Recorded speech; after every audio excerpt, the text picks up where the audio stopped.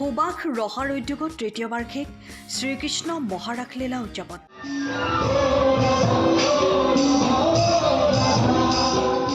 2022 চনত কেইজনমান শিক্ষিত যুৱক যুৱতীৰ দ্বাৰা গঠিত সামাজিক সাংস্কৃতিক অনুষ্ঠান সুবাস ৰহাৰ উদ্যোগত ৰহা বজাৰস্থিত সাৰ্বজনীন দুৰ্গা মন্দিৰস্থিত সুবাসৰ বাকৰিত শনিবাৰে অনুষ্ঠিত তৃতীয় বাৰ্ষিক শ্ৰীকৃষ্ণ মহাৰাসলীলাত সহস্ৰাধিক ৰাইজ ৰাসলীলা উপভোগ কৰে।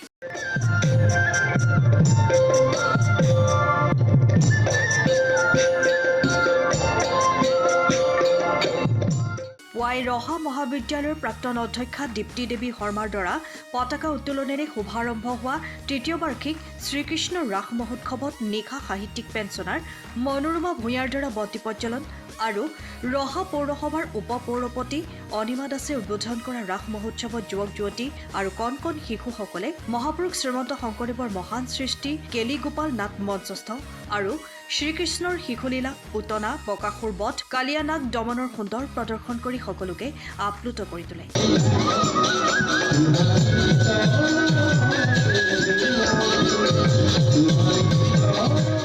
আৰু মাছ নিশালৈকে লোকে লোকাৰণ্য হৈ পৰে ৰাসস্থলী।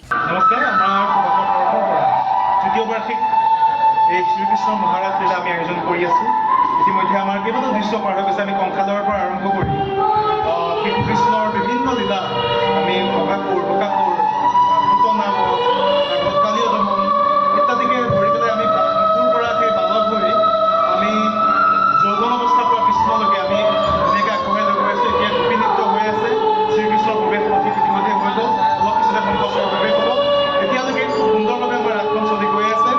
আশা কৰিম যে এই যিকেইটা দৃশ্য বাকী আছে সেইসমূহ সুন্দৰভাৱে হয়। ৰাইজৰ সহযোগিতা এনেধৰণেই পাওঁ। ব্যাগুণ ৰাইজৰ সহযোগিতা আমি লাভ কৰিছোঁ। ৰহা অঞ্চলৰ নগাঁও অঞ্চলৰ বা গোটেই অসমৰ বিভিন্ন ৰাইজ ঢপলিয়াই আহিছে। এতিয়াও ভিৰ কৰি আছে।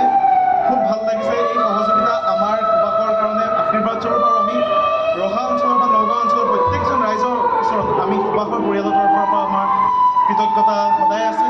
আৰু আমাৰ ভৱিষ্যতৰ যি আমাৰ অনুষ্ঠানসমূহ হৈ যাব বা আমাৰ কাৰ্যক্ৰমণিকা হ'ব, প্ৰত্যেকটো অনুষ্ঠানত আপোনালোকৰ এই ধৰণে সহযোগিতা আমি বিচাৰিম। জয়তু সুবাস, জয় Shrikrishna. Bureau report, time of আছা। সময়ৰ খবৰ সময়ত পাবলৈ ফ'ল' কৰক টাইম অফ আছা।